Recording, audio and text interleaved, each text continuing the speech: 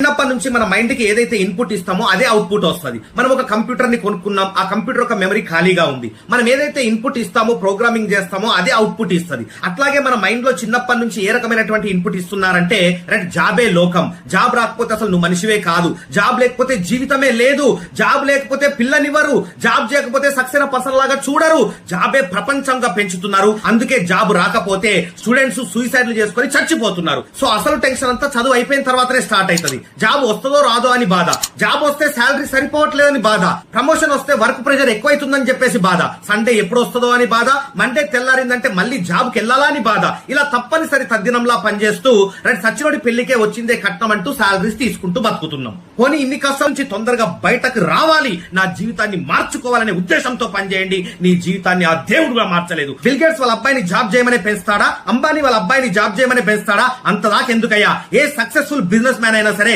వాళ్ళ పిల్లల్ని జాబ్ చేయమని పెంచుతారా? మరి మనం ఎందుకు మన పిల్లల్ని జాబ్ చేయమని పెంచుతున్నాం? ఈ జాబ్ మెంటాలిటీ నుంచి మన పిల్లల్ని దూరం చేసి ఒక బిజినెస్ ఓనర్ మెంటాలిటీని వాళ్ళని నింపి వాళ్ళని ముందుకు పంపిస్తే మన వంశ చరిత్ర మారిపోతుంది. My dear friends.